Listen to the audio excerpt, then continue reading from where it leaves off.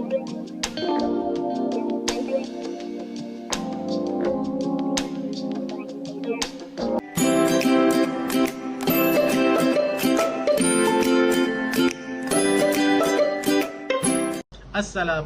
warahmatullahi. Saya Cik Mustafa Hilmi bin Cik Zakaria, nombor matrik 268317.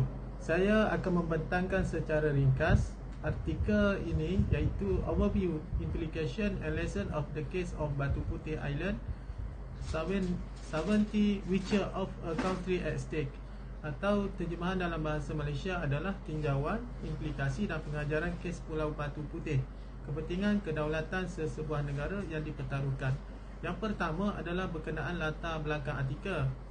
Latar belakang artikel ini adalah membicarakan tentang sikap sambil lewa dan cuai pihak Malaysia dalam mempertahankan kedaulatan Pulau Batu Putih yang telah menyebabkan keputusan Mahkamah Keadilan Antarabangsa ICJ, di mana ianya memihak kepada Singapura dan Pulau Batu Putih telah menjadi milik Singapura pada tahun 2008. Yang kedua adalah kelebihan artikel. Kelebihan artikel ini adalah menjadi peniup semangat kepada para pembaca, terutamanya berkenaan kedaulatan negara yang mesti dipertahankan setiap masa, kepentingan mempelajari sejarah negara dan perlunya untuk kita semua menjaga hubungan baik antara dua negara dan sentiasa berhati-hati dalam membuat sebarang keputusan. Yang ketiga adalah berkenaan kekurangan artikel. Kekurangan artikel ini adalah tidak membincangkan langkah-langkah yang perlu dilakukan untuk menuntut kembali wilayah tersebut daripada Singapura dan mencabar keputusan yang telah dibuat oleh Mahkamah Keadilan Antarabangsa ICJ. Yang keempat adalah penambahbaikan.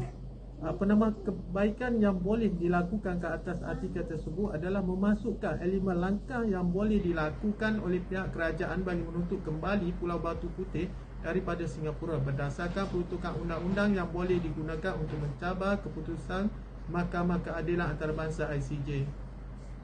Yang terakhir adalah kesimpulan.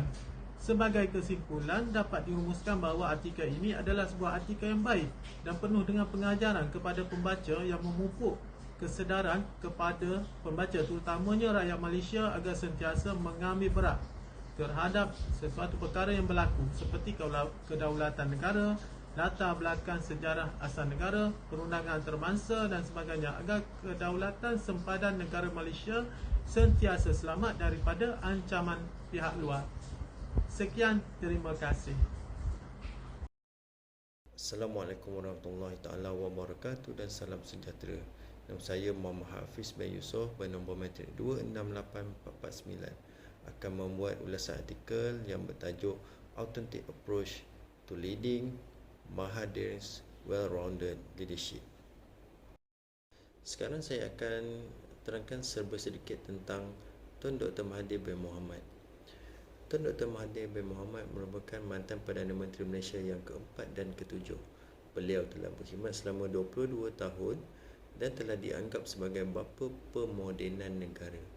Ini kerana beliau telah membuat pelbagai mercutan di Malaysia seperti Pusat Bandaraya Kuala Lumpur ataupun dikenali sebagai KLCC, Menara Bergambar Petronas, Lapangan Terbang Antarabangsa Kuala Lumpur, KLIA, Koridor Raya Multimedia, MSC, serta pelbagai lagi jasa-jasa beliau yang mampu membanggakan rakyat Malaysia. Tema umum artikel ini ialah kepimpinan dalam pentadbiran, di mana artikel ini menceritakan tentang corak atau gaya kepimpinan Tun Dr. Mahathir sehingga mampu menaikkan nama Malaysia sehingga ke peringkat antarabangsa. Objektif penulisan artikel ini adalah untuk mengkaji kepimpinan Tun Dr. Mahathir dalam literatur sedia ada dalam memberikan pemahaman awal dan asas tentang kualiti kepimpinannya. Penemuan bagi kajian ini ialah Tun Dr. Mahathir merupakan seorang pemimpin yang holistik dan mempunyai kepimpinan yang sangat baik dan boleh menjadi teladan kepada semua pemimpin yang lain. Kajian ini mengambil 9 elemen, iaitu yang pertama orientasi rakyat, yang kedua kepintaran, yang ketiga berwawasan, yang keempat pragmatik, yang kelima kemahiran berkomunikasi, yang keenam beretika tinggi, yang ketujuh kebolehpercayaan, yang ke-8 nilai teras, dan yang terakhir ialah tulen. Analisis bagi artikel ini ialah yang pertama, artikel ini boleh dijadikan sebagai sumber kepimpinan melalui teladan oleh pemimpin-pemimpin baru yang berniat untuk menjadi pemimpin yang hebat seperti Tun Dr. Mahathir. Yang kedua, artikel ini telah menunjukkan sisi yang tidak diketahui oleh seorang pemimpin yang telah mendapat pengiktirafan daripada negara-negara yang lain. Yang ketiga ialah artikel ini mampu menjadi pemangkin kepimpinan yang berintegriti dan mampu memacu negara ke arah kecemerlangan. Kesimpulannya, yang pertama, kepimpinan yang baik dapat memberi kesan yang baik juga kepada sesebuah negara, dan yang kedua, sifat-sifat pemimpin yang hebat harus dicontohi oleh generasi masa kini untuk menjadi seorang pemimpin yang lebih baik. Sekian daripada saya. Terima kasih. Assalamualaikum. Assalamualaikum. Nama saya Muhammad Faiz bin Zahar, nombor metrik 268439. Okey, saya akan membentangkan tentang ulasan tajuk artikel jurnal, iaitu pendekatan sahih untuk memimpin, iaitu kepimpinan Mahathir Mohamad yang sempurna. Okey, tema umum artikel ini adalah bertemakan tentang kepribadian seorang pemimpin yang bernama Mahathir Mohamad, yang merupakan seorang pemimpin yang paling terkenal di Malaysia dan secara global mengenali prestasi pemimpin ini, tentang kehebatan kepimpinannya dan keberaniannya dalam memimpin sebuah negara majmuk dan membangun. Mahathir juga telah memperkenalkan pelbagai dasar kerajaan yang telah digunakan untuk memajukan Malaysia seperti Dasar Pandang ke Timur, Wawasan 2020 dan sebagainya. Okey, objektif kajian daripada artikel ini ialah untuk mengkaji kepimpinan Mahathir Mohamad itu sendiri. Dapat beberapa langkah yang dijalankan iaitu oleh penulis dalam mengkaji kualiti kepimpinan Mahathir Mohamad, iaitu antaranya adalah menggunakan carian daripada Web of Science, Scopus, carian Web Scholar dan Google serta carian dalam web. Carian ini juga telah dijalankan dengan menggunakan kata kunci Mahathir Mohamad, iaitu kepimpinan, keutamaan dan pentadbiran. Okey, hasil penemuan daripada kajian ini 9 tema utama dan 22 subtema, iaitu kualiti kepimpinan Mahathir dihasilkan daripada semakan dan penilaian 11 kertas kerja. 9 tema utama ialah iaitu berorientasikan manusia, seorang yang bijak, berwawasan, pragmatik, kemahiran berkomunikasi yang baik, beretika tinggi, boleh dipercayai, sahih dan berasaskan nilai teras.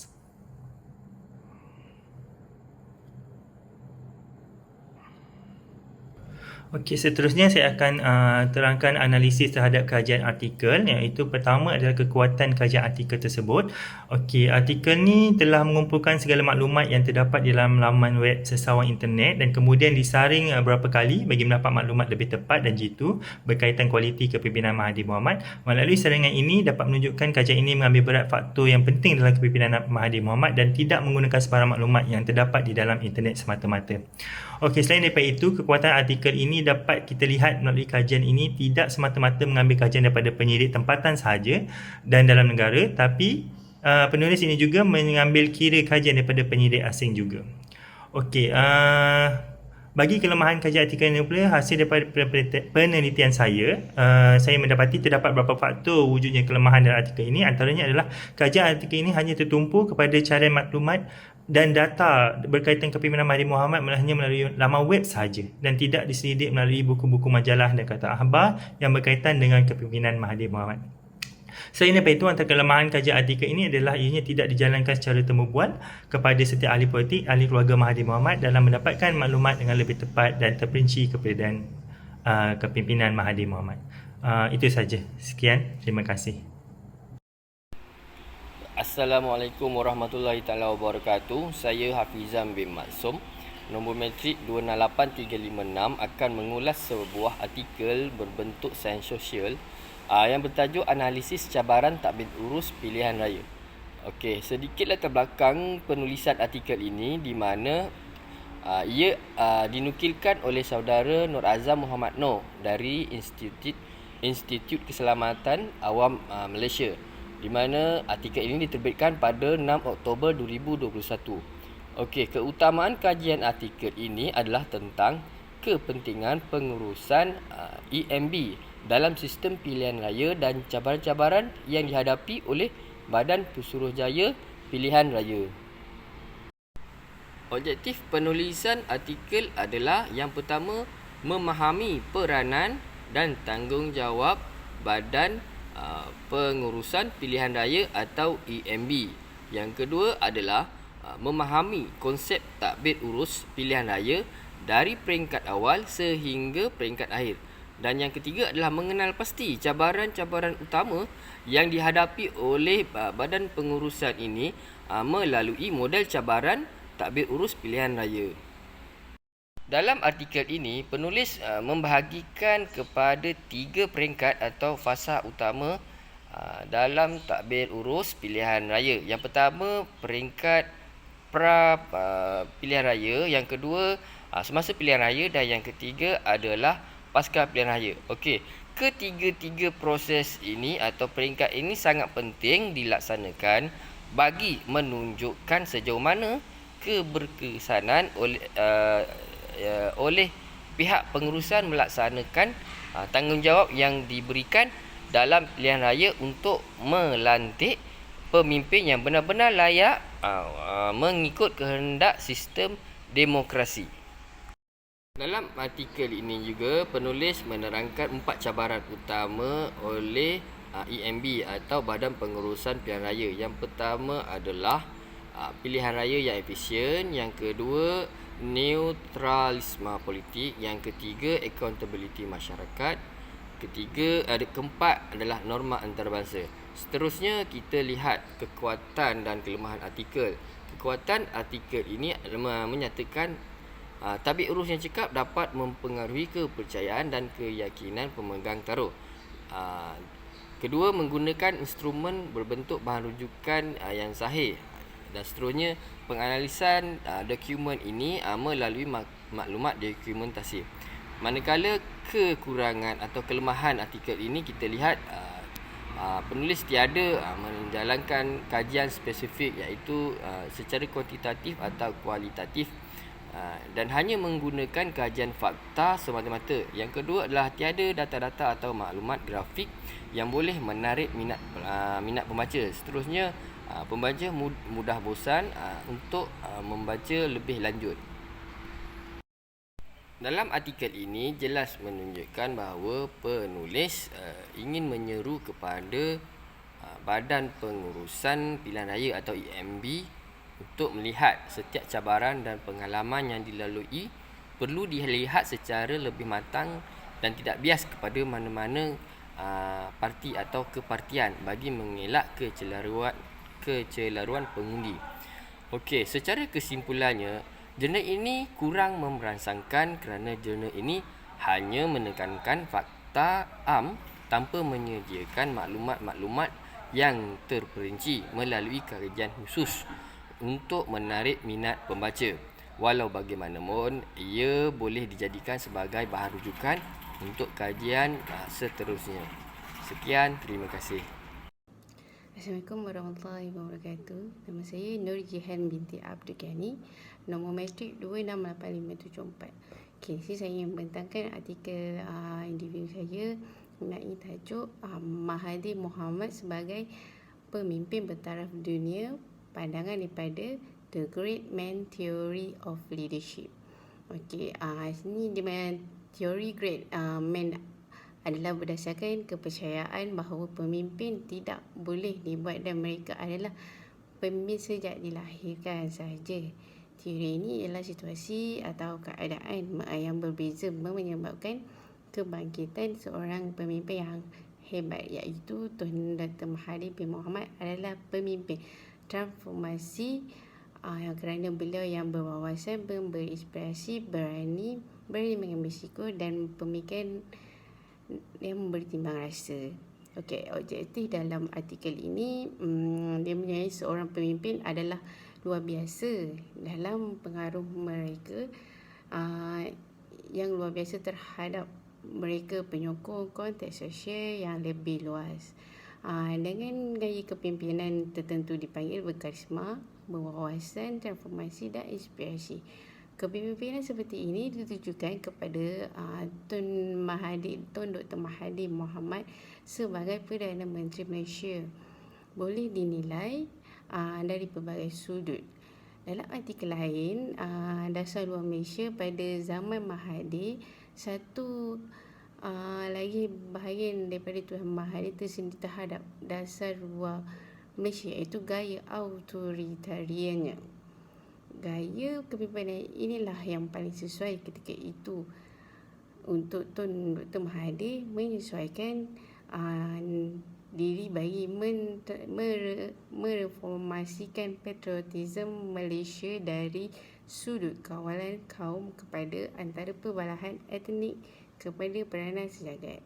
Okey, dalam kelebihan artikel ini, Tun Dr. Mahathir Mohamad, seorang pemimpin, menunjukkan seorang yang beridea, berwawasan, yang meramalkan Malaysia akan menjadi sebuah negara maju menjelang tahun 2020. Selain itu, beliau membangunkan Malaysia menjadi sebuah negara moden dengan idea-idea ini. Tambahan lagi, salah satu bangunan tertinggi di dunia, iaitu Menara Berkembar Petronas, juga merupakan idea beliau.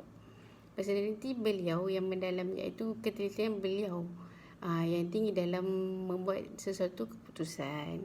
Okey, dalam kekurangan kepimpinan ini juga dalam kelebihan Tun Mahathir Mohamad sebagai pemimpin, pendekatan kepimpinan beliau telah dituduh mengandungi pelbagai polemik dan isu-isu yang tidak selesai, yang menyebabkan beberapa parti politik dan kaki tangan secara terbuka menolak kepimpinan beliau. Tidak menafikan pencapaian dan kecemerlangan dan jasa murni beliau kepada negara. Okay. Untuk penambahbaikan dalam artikel inilah, beliau juga berusaha dan berazam membangunkan Malaysia mesti diteruskan kepada oleh Perdana Menteri seterusnya agar Malaysia dapat mencapai status negara maju dan setanding dengan negara maju lain-lain. Okey, hasilnya mendapati bahawa pendekatan kepimpinan beliau sememangnya sejajar dengan unsur-unsur asas yang agung teori kepimpinan manusia, iaitu berkarisma, cergas, berkemahiran politik dan bijak. Kajian lepas melaporkan bahawa Mahathir mempunyai kualiti berwawasan, boleh dipercayai, tulen, bijak, pragmatik, berorientasi rakyat dengan baik. Oleh itu, ini meletakkan Mahathir sebagai pemimpin cemerlang setanding dengan pemimpin dunia lain yang memiliki unsur-unsur teori manusia agung kepimpinan. Justru itu, ia membanggakan Malaysia sebagai sebuah negara Asia Tenggara untuk dimiliki pemimpin bertaraf dunia. Okey, sekian itu sahaja daripada saya. Sekian, terima kasih.